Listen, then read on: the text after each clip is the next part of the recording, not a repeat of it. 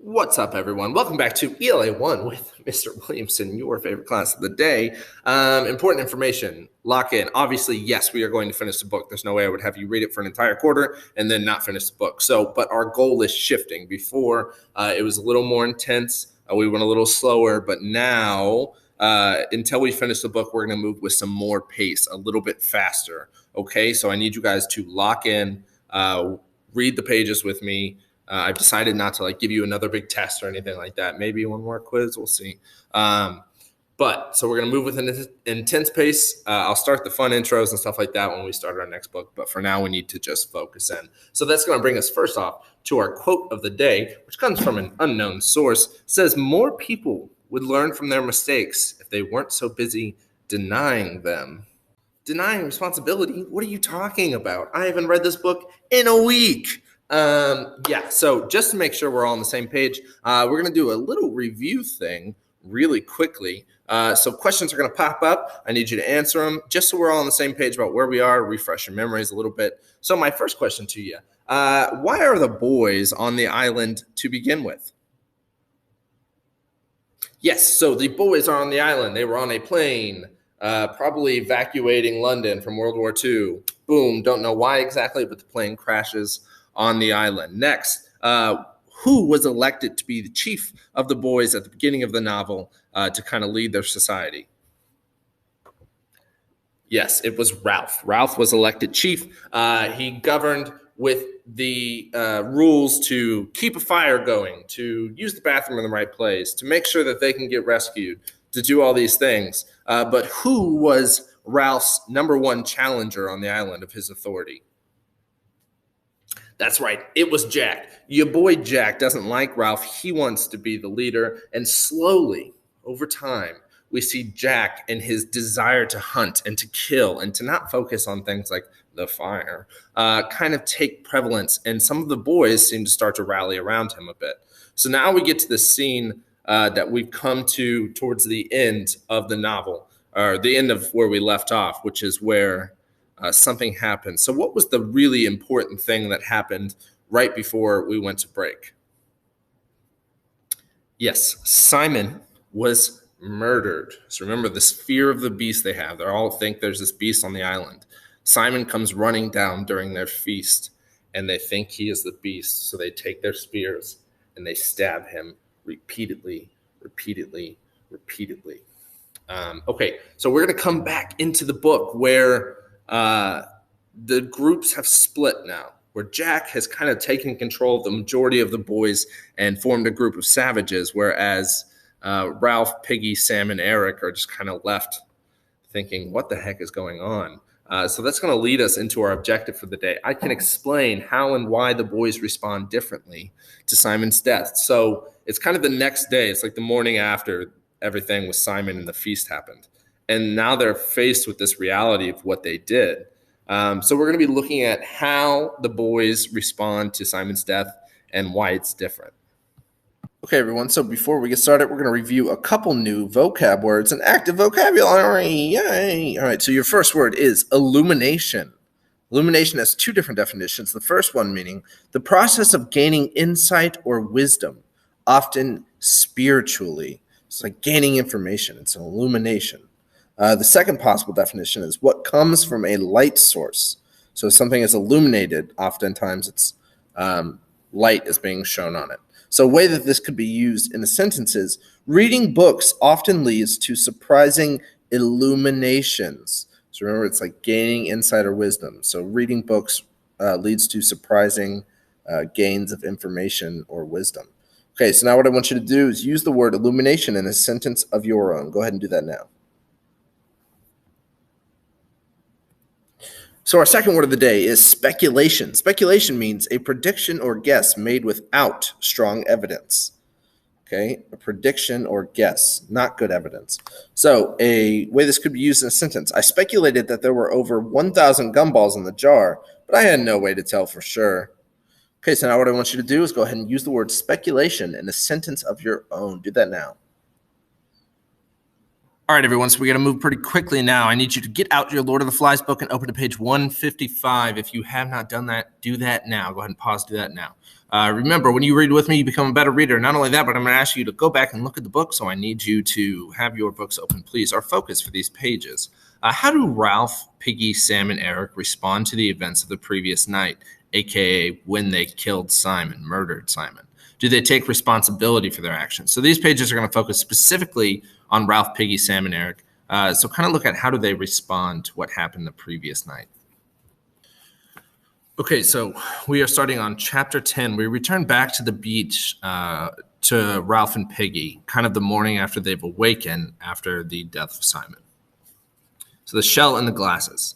Piggy eyed the advancing figure carefully. Nowadays, he sometimes found that he saw more clearly if he removed his glasses and shifted the one lens to the other eye.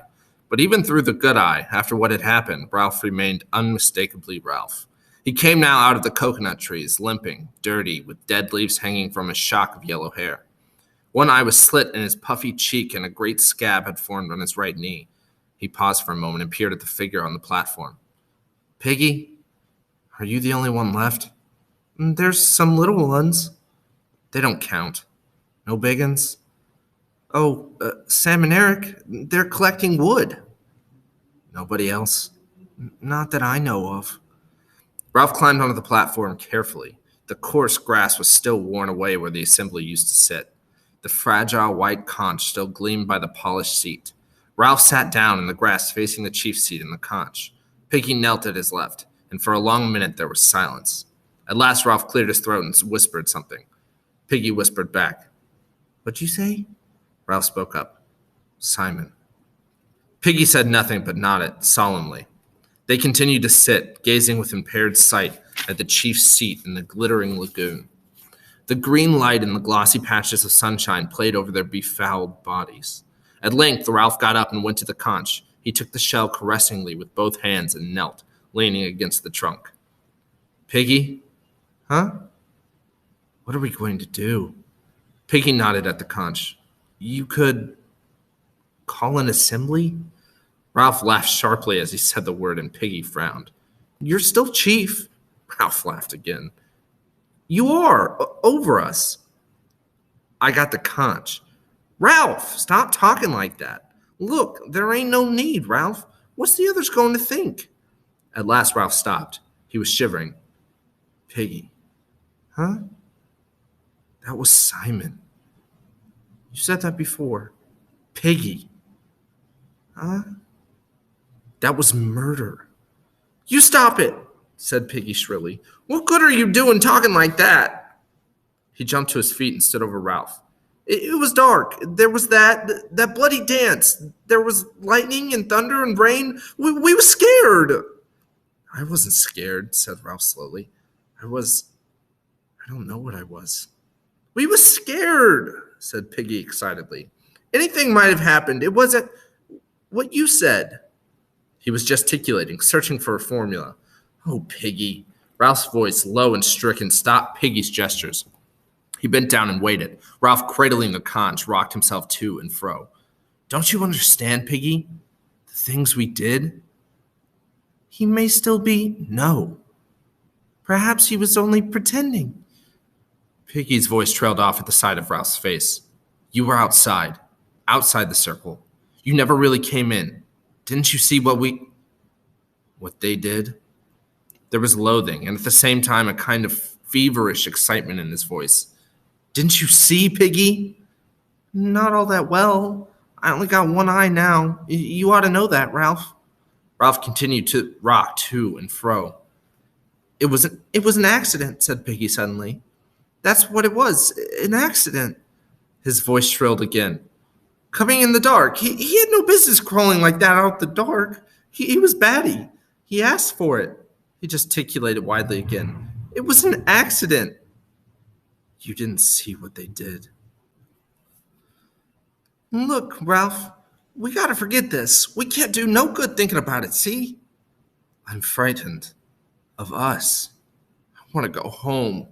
Oh, God, I want to go home." "It was an accident," said Piggy stubbornly, "and that's that." He touched Ralph's bare shoulder, and Ralph shuddered at the human contact. And look, Ralph. Piggy glanced around quickly, then leaned close. Don't let on we was in that dance. Not to Sam and Eric.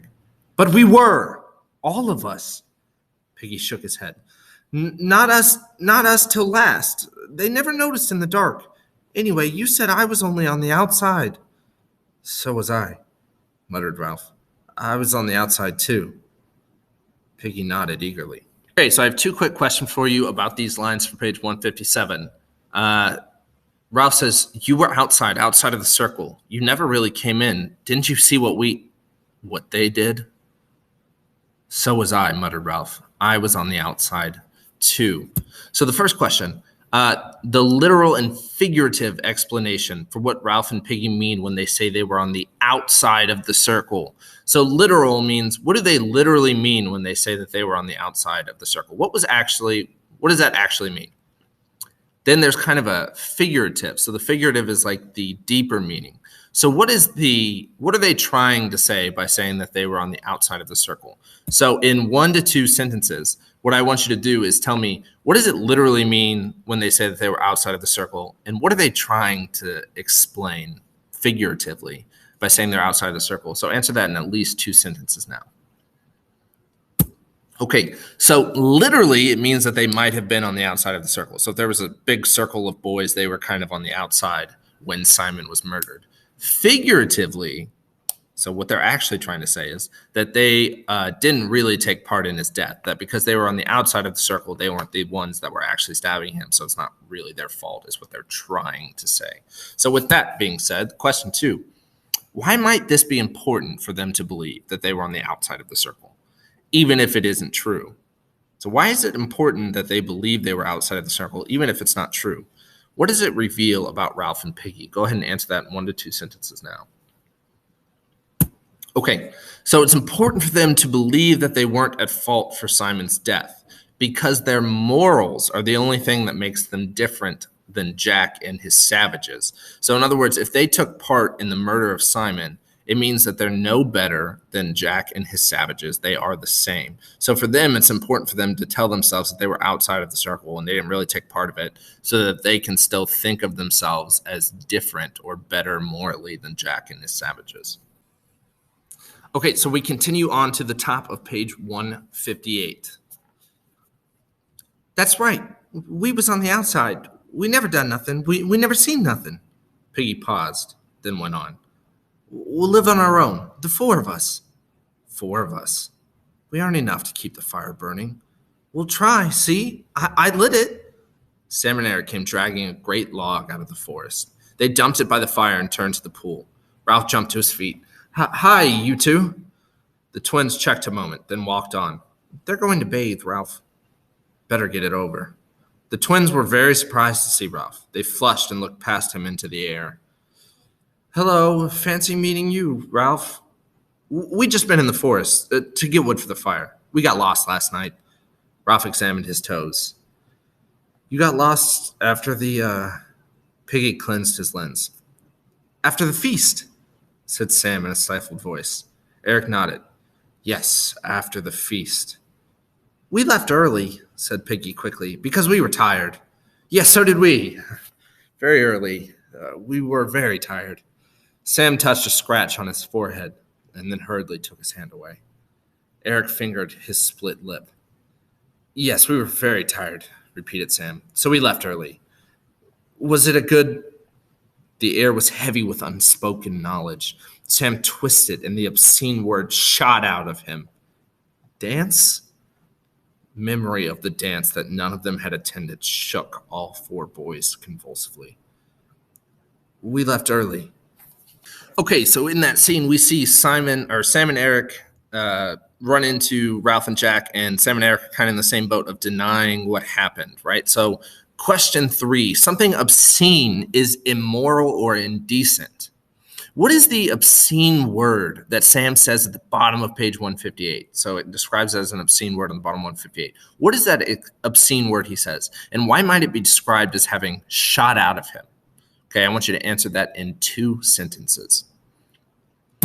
Okay, so dance is the obscene word that Sam says. It shot out of him because he was eager to say anything other than what had actually happened. So the boys were trying to search for a word to describe what happened the previous night. And Sam just said, it was a dance.